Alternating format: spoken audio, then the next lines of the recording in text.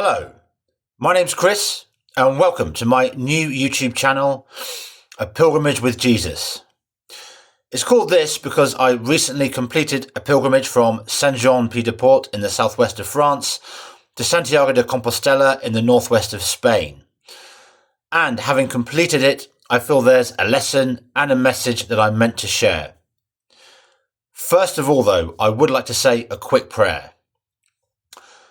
Dear Lord, please fill me with your presence and help me to speak with clarity and within your divine alignment and will.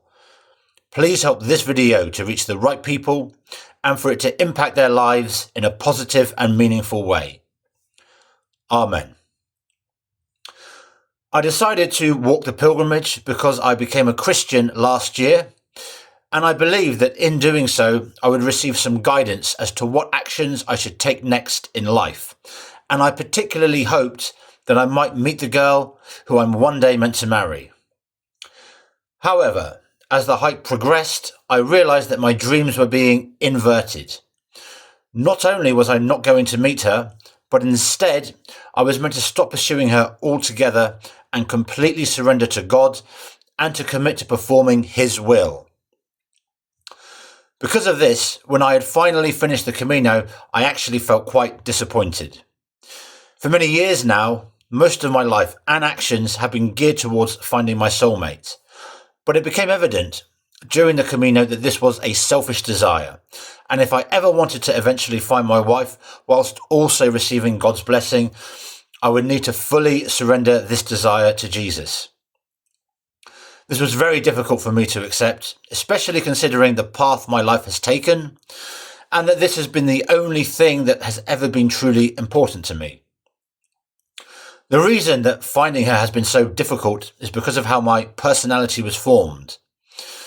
Growing up, I experienced a few childhood events which caused me to have very low self-esteem and a lack of confidence around women. These moments shaped my belief system and ego so that forming any type of meaningful connection or sensual relationship with a girl was very difficult for me. These events in my life caused me to be fearful of strangers, new places or situations, and also caused me to have a foundational belief that I was disgusting. The last event left me feeling humiliated after I had asked someone out for the first time, and this discouraged me from putting myself in such a situation again. Together, these key moments formed the core personality of who I was. And whilst I did have the odd relationship or sexual encounter, these often mainly just provided my ego with temporary relief from feeling like a failure, and I experienced little romance or intimacy. Despite all this, I never really believed that this was destined to be what I would experience for the rest of my life. And thankfully, one night, years ago, I was touched by what I can only describe as the divine. And after a lifetime of experiencing low self-esteem and a lack of confidence around women, I had a sudden awakening and I felt deeply connected to this inner beauty that I could very clearly see in women. I was transformed. This breathtaking experience left me with a split psyche. The old version of myself, who was still terrible with women, was temporarily masked, whilst a new persona had emerged, which was captivated by women's inner beauty and could see the divine within them. But before I could ever possibly embody the new persona, I had to learn how to surrender the old version of myself and allow him to die. My ego, though, wanted to take this gift and twist it to fit its own purposes. And in this overly sexualized world that we live in, and having previously been terrible with women, my ego wanted to have a lot of crazy sex with pretty girls. This was always impossible, though, as this spiritual gift that I had received would never have been given to someone who might have been able to take advantage of it in this way. And my ego didn't believe it could ever experience true sensuality or connection with a woman. It felt deeply uncomfortable in these types of situations and always found a way to ruin any opportunities which appeared. I was only ever going to be able to experience this relationship on God's terms and not my ego's.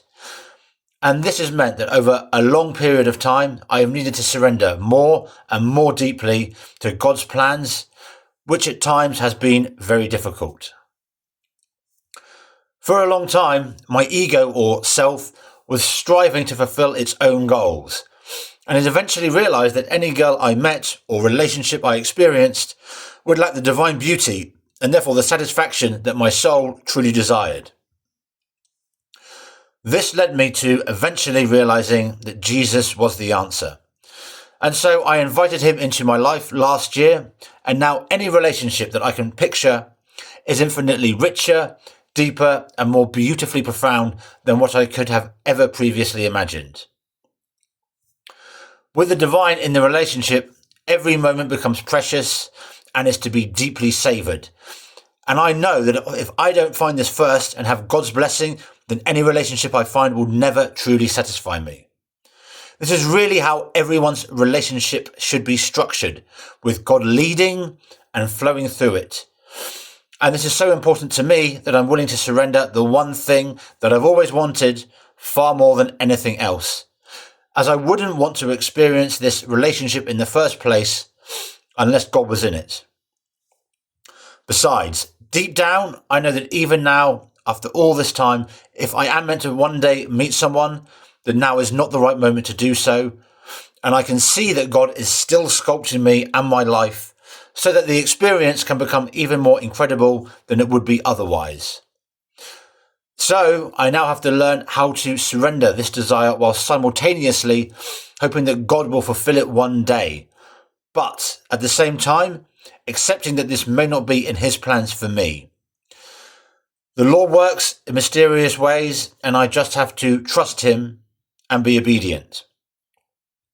For now, I must put myself more fully in the service of the Lord with the knowledge that he knows best.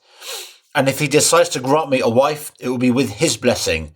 And this will make it the most incredible relationship and marriage I could ever possibly imagine. I know that I must be faithful to God and surrender more deeply to his will rather than trying to force a situation when the time isn't right. I feel like I'm meant to share this story here, as this is a lesson that the majority of people could do with learning. It's normal for us to try and find someone in the material world who will satisfy our hearts, but relying on others to satisfy the deep needs that we have will never really fix our problems. The solution really lies in the peace that we can find within ourselves in Jesus.